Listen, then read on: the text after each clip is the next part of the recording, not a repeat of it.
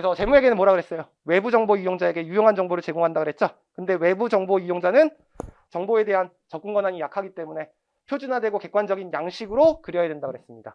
그래서 정보를 제공하는 우리가 수단을 재무제표라고 하는 거죠. 이 재무제표는 제가 Financial Statement라고 했어요. 그래서 첫 번째, 재무회계가 뭐냐? 요 말이 써 있습니다. 배운 거죠? 회계의 정의랑 똑같겠네. 근데 앞에다가 뭐만 붙이면 돼요? 외부. 그래서 외부 정보 이용자에게 유용한 정보를 제공하는 것을 회계라고 합니다. 됐죠? 제가 그냥 팔이 아파서 이렇게 쓴 거예요. 이 외부 정보 이용자는요, 이제 여러분들이 중급회계 가시면 현재 및 잠재적 투자자와 대여자와 그 밖의 채권자라고 할 거예요. 근데 제가 그렇게 강의는 할 수 없으니까 그냥 외부 정보 이용자라고 들으시면 돼요. 그것 다 뭐 말장난하는 건 아니니까. 자, 그러면 이렇게 재무회계를 할 수 있는 정보를 제공하는 수단을 우리가 뭐라고 불렀다고요? 재무제표. 이 재무제표는 크게 4가지로 구성되어 있습니다. 일정 시점에 재산 상태를 나타내는 표 뭐라고 한다고요? 재무상태표. 그냥 약자 쓸게요. 책에다 나와 있는 거니까. 일정 기간 동안의 경영 성과를 나타내는 표.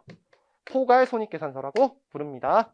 그 다음에 세 번째, 일정 기간 동안에 자본이 왜 변동됐는지 보여주는 표. 아까 설명드렸죠. 2억에서 당기순이익 1억을 벌면 3억이 됐다.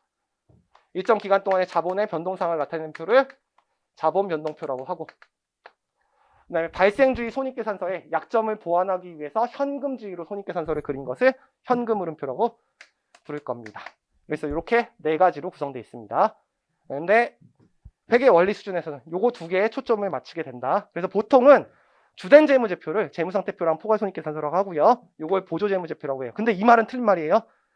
재무상태표는 각 중요성에 따라서 다르게 공시해야 된다. 이 말은 틀린 말이에요. 그냥 이론적으로 얘가 더 중요하고 얘가 보조재무제표인데 그냥 다 중요한 거예요. 됐죠? 이거 왜 약자 안 쓰는지 알려드려요? 영어로? 회계사들이 영어 쓰는 거 되게 좋아하거든요. 네.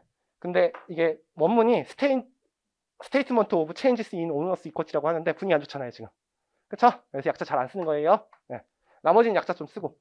그리고 이것도 원래 Statement of Financial Position 저도 알아요. 이것도 Statement of Comprehensive Income이라고 저도 알아요. Statement of Cash Flow Statement라고 하는데 그냥 약자 이렇게 쓰는 거예요. 학원 강사들은 다 옛날 용어 가지고 그냥 익숙해지시면 돼요. 근데 요거 말고 주석이라는 게 한 개 있습니다. 그래서 주석도 재무제표에 표시가 됩니다. 주석은 여러분들 제가 아까 호프집 팔려고 자산을 구입했다 그랬죠. 1년 후에 제 자산이 얼마가 됐어요? 5억. 그러면 왼쪽에다가 딱 5억만 쓰는 거예요. 근데 여러분들 자산을 5억 갖고 있는데 현금만 5억 갖고 있는 사람이 있어요. 자산이 여러 군데에 있어요. 자산이 여러 군데 있죠. 그러니까 내 자산이 현금이 얼마고 예금이 얼마고 건물이 얼마인지 구체적으로 써줘야 됩니다. 이렇게 구체적으로 쓰는 용어들을 우리가 뭐라고 부르냐면 이제 앞으로 배울 텐데 계정 과목이라고 불러요.